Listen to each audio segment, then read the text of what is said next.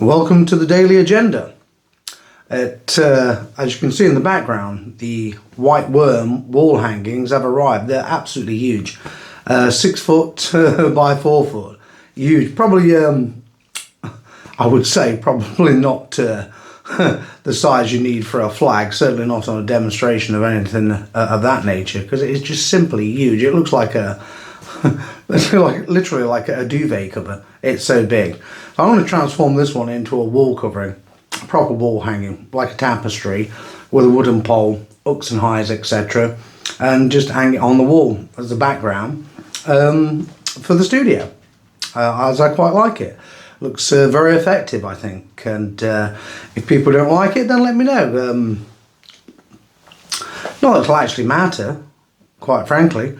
And it's quite appropriate that they would arrive today on the 959th anniversary of the Battle of Hastings, in which England was lost.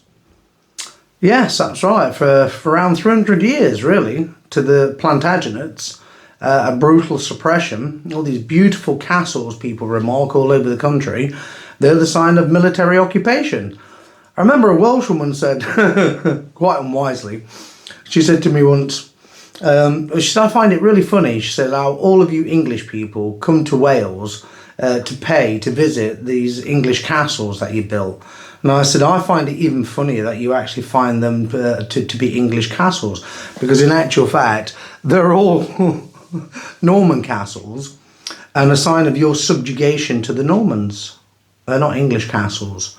It's the same all over England as well, and in Ireland and Scotland, you know.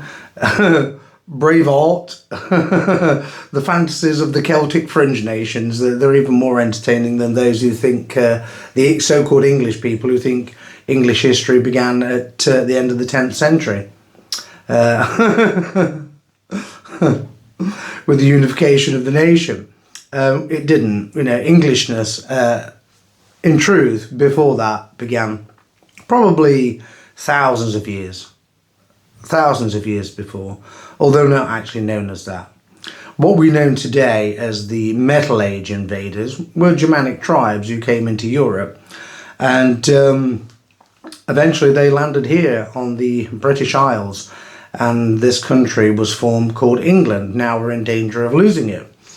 Just like we were on the 14th of October 1066 at Hastings, although many people say the battle didn't actually take place at Battle. It didn't actually take place in Hastings at all, as we know. It's called the Battle of Hastings because that's the nearest, most famous town, I guess, really. I've actually camped on the so-called Battleground at Battle, the small village, very quaint village. And I don't really see, having studied the ground, how any battle took place there. The hill is just far too steep. Some argue that it's been built up to host the abbey, but that would create unsafe foundations. So others, some local historians postulate the theory that it took place at Crowhurst, which in actual fact, studying that ground, is actually far more likely. And there's also the ruins, 90-metre ruins of an abbey there, that was demolished due to subsidence. So, you know, it's a great deal of rancour about it, which ended up in the High Court. And we're not looking to end up in the High Court with this podcast. Well, I don't think so anyway. But at this time, well, what time is it now? Let's have a look. It's 1722. So this time, 959 years ago, the light was starting to fade and the Anglo-Saxon line had been drawn back at least 2 to 3 times to shorten the line of contact. The Anglo-Saxons had taken heavy losses. The Normans had taken also heavy losses, but not as many as the Anglo-Saxons, and defeat was almost in sight, and Harold was most likely wounded and about to meet his maker, as it were. And it's a salutary lesson, really, with the white worm behind me, which was banned after the Battle of Hastings. It was officially banned in the early 14th century, I think it was, and then replaced, obviously, by the Vatican-approved flag of the brown-skinned Palestinian St. George, who some people say, oh, no, he was Greek. You know, he wasn't English. I think we can settle on the fact that he wasn't English and he definitely wasn't Anglo-Saxon, and so therefore he should not be the totem of the English, should he now? The Anglo-Saxons should worship something that is Anglo-Saxon, and that is Anglo-Saxon behind us. Yes, Angleson. And so I think we face a very similar situation today, although not as rapidly unfolding a battle as Hastings on that day. But all the mistakes, same sort of mistakes, are being made, are they not? Overstretch, overreach, overconfidence. And by that I'm talking about the centre-right whipping it up, this constant talk of civil war without actually being ready to fight in a war of any description. And most of the people whipping it up, in fact nearly all of them, are just middle-class talking heads who won't do any fighting because they couldn't fight their way out of a wet paper bag. And of course their great hope, little Robin Sob, who can't stop whining about his appearance in court today, that is, he'll do a runner to his, probably to Benidorm with another 13,000 euros in a fast Bentley, just to make that point. And hardly surprising, is it really? Because Robinson is not really connected to Englishness at all. That's the true Englishness behind us. And that's the point that I'm making, is that nativism is what you're looking at in the context of England. And it's the same, obviously, with Welsh national icons and Irish and Scottish. You know, if it's the connectedness to their national iconography and to their folklore and their traditions, which continue century after century after century. The Scots, you know, they have this wonderful tradition of the fairies, you know, the fairy folk, or a fairy man or a fairy woman. You know, it was absolutely wonderful. The Celtic pagan culture is fantastic. I love it, always have done, because I'm Celto-Germanic. But my first port of call is always England. And in the spiritual context, I'm drawn to the Germanic side of paganism, i.e. to Woden, and more than anything else. You know, that takes supremacy over the Celtic side of my nature, always has done. It's just instinctive. It appeals to me far more. And so I would say, really, on the 959th anniversary of the disastrous Battle of Hastings, which should never have happened because Harold rushed in with hubris, needed not a battle of any description. It was William who needed the battle, and quickly, because he would have been out-resourced during the winter, and all Harold had to do was hem him in. But anyway, that's historical revisionism, isn't it? The battle did take place. And I guess the warning that we should be mindful of today is not rushing in blindly through hubris without making proper preparations to actually fight the battle that is ahead of us. And we are in an existential crisis in exactly the same way as Harold Godwinson and his Anglo-Danish army, because it wasn't just Anglo-Saxon, it was Anglo-Danish with some Norwegian volunteers who'd been paid silver to fight for the English, some of them, that is, who lost the Battle of Stamford Bridge to you, Stamford in the Saxon tongue.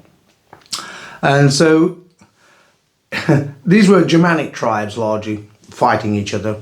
Normans, Germanic, the Bretons, Germanic Celtic, Celto-Germanic, and of course the Flems, pretty much the same really.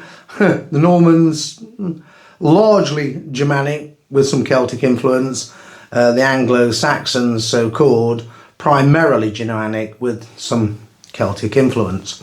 You know, so really it was a primarily a Germanic battle with some Celtic influence in the genetic context in terms of heritage and ancestry. And is it worth defending? Well, I think it is worth defending. That's the reason why the white worm tapestry, as it were, is on the wall behind me. And I want to integrate that into the studio plan that I have. I mean, the studio will look a little different than this. It won't just be this. I've just got this, and I've hung it to try and get the creases out of it, which is going to take quite some time. But it has to be done, and I'll fix it up with great care and attention. And and try to make it look as professional as possible and inspiring, so that, you know, it does become a centerpiece that people can focus on and say, what is that in the background behind you? And I think, you know, if you're serious about nativism, English nativism, and keeping this country and keeping it England and English, then this is what nativists should do. You know, it's not just about having clever little sound bites on the internet, really, at all, you know, or being an e-celeb. It's about actually being connected to your ancestry, to our ancestry. This is our ancestry. That's the sense of connectivity, the connectedness that we need to show to other people. And so if we can do this, Starmer and his Trotskyists, for want of a better description, can never dislodge us from our culture, which is their mortal dread and fear. They live in absolute horror of ethno-nationalism. Nativism. That's what ethno-nationalism is. Nativism. And that's what nativism is. You're looking at it behind you. The white worm or the wyvern. Call it whatever you will. The wyvern, 2 legs. The white worm, 4 legs, apparently. So we're led to believe. But in essence, whether you prefer the wyvern or the white worm, it is the symbol of the English. And 959 years later, on pretty much every anniversary, I always think back to Hastings. I lived very close to that place, and I've been there several times and even camped there. And one thing I learned, and I woke from a rather rough night camping in the woods, a few hundred yards from Battle Abbey, was just how easy it is to lose a country and an entire culture. In fact, there's a very interesting Robin Hood series coming up, 2-part series coming up, with Sean Bean, an actor I particularly like. He's from just up the road in Sheffield, lad. And he plays the Sheriff of Nottingham, or Snottingham House, as it was once called. And he actually says to the young Robin Hood, in 100 years' time, because we've conquered you, your culture will be forgotten. No one will remember the Anglo-Saxons. How wrong he was. How wrong he was. And the reason why is because those English nativists continue to fight for their English culture. And that's what we have to do to ensure that our culture is not erased in 100 years' time. Thank you for tuning in. And tomorrow we'll have some very interesting people on the daily agenda. Thank you.